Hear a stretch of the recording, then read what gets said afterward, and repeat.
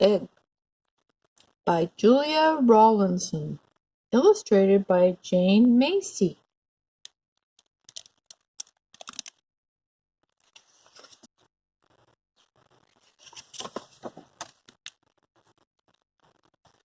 Swans were nesting on the lake near the den. Fred hid in the reeds and watched them. They built soft nests of stick and moss and laid large white eggs in them. Fred wanted to hatch an egg too, so he trotted home to the den.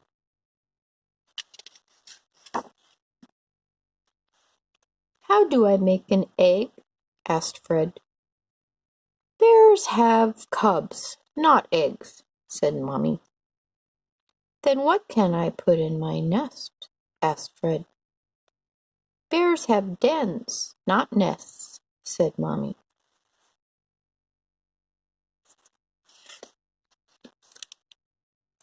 Fred still wanted to hatch an egg. He wondered if he could borrow one. He trotted back down the hill to the lake and splashed over to ask a swan. The swan hissed fiercely as he came close. Fred jumped, bumped, splashed backwards. He picked himself up, shook the water from his fur, and squished back to the shore. Squish, squish. "I wasn't going to hurt it," he grumbled, stomping up the hill. "I'd have cared for it just as well as a swan." He plodded into the woods. Among the leaves a shiny acorn suddenly caught his eye. "A teeny-weeny brown egg," thought Fred. "But who is here to hatch it?" There was no one hidden behind the trees. Fred began to hope. Nobody answered when he called. He gave an excited squeak. He smelled only flowers on the breeze and hugged himself with happiness. The little brown egg was all alone and needed him to care for it. "I'll build you a beautiful nest," said Fred, as he carried the acorn to the lake. He built a nest of sticks and moss and settled the acorn into it.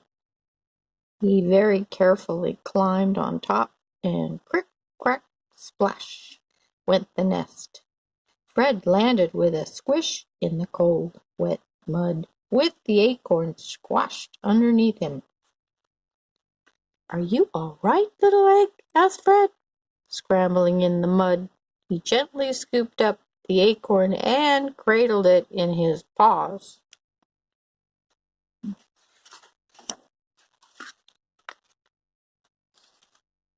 "I'll build you a warmer nest," said Fred, trotting to a sunny hollow.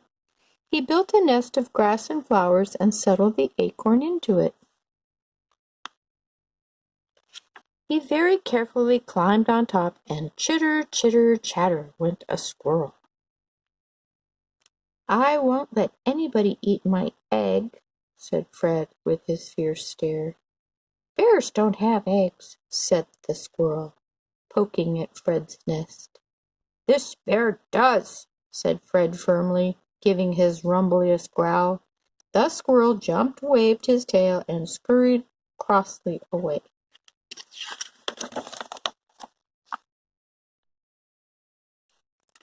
With a bounce, bounce, bump, a baby rabbit tumbled into the hollow. "Do you want to come and chase butterflies?" she asked, brushing earth from her ears. "Sorry, I'm busy," said Fred importantly.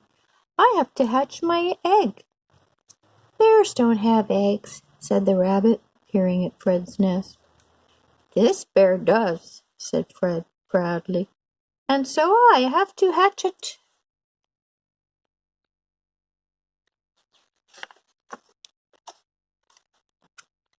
With a skitter, skitter, skip, a little deer skidded down to join them. "Do you want to come and jump sunbeams?" she asked, shaking flowers from her fur. "I do, but he's busy," said the rabbit. "He has to hatch his egg." "Bears don't have eggs," said the deer, nibbling at Fred's nest.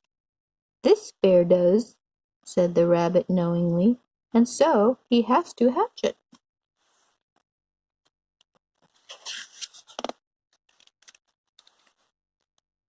The deer and the rabbit skittered bounced away, and Fred sat still among the flowers. He sat and he sat, as the sun rose high and the hollow grew hotter and hotter.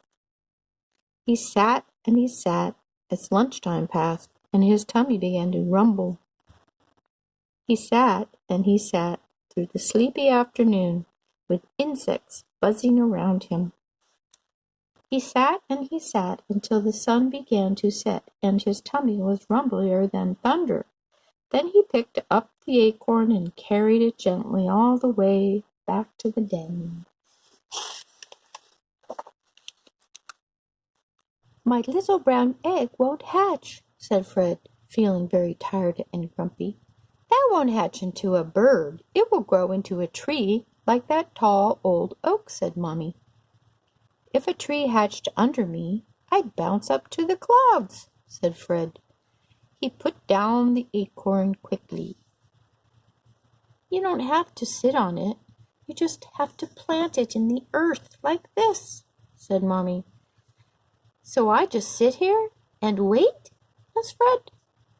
"It will take a long time," said Mommy. "I've got nothing else to do until dinner." "A very long time," said Mommy. "Longer than dinner time? What about bedtime?" "Much, much longer," said Mommy.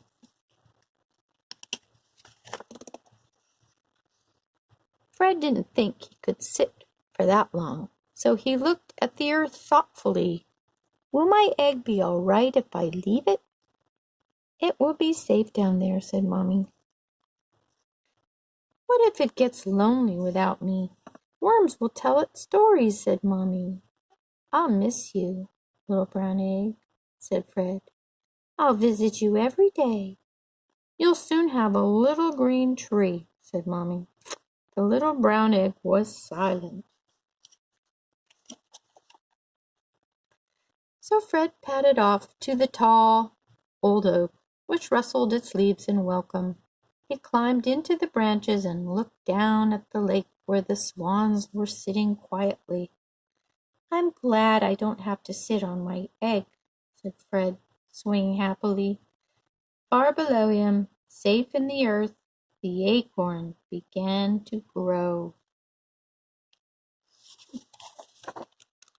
The end.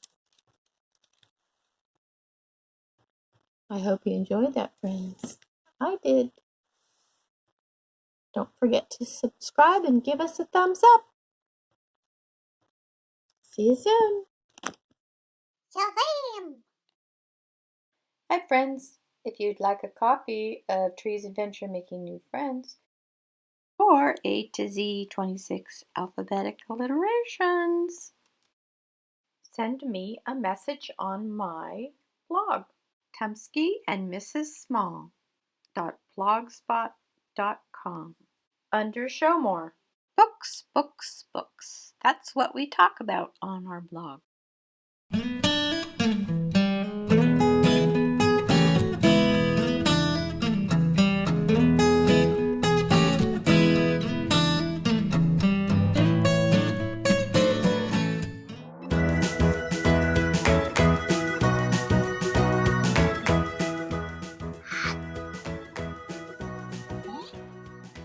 What?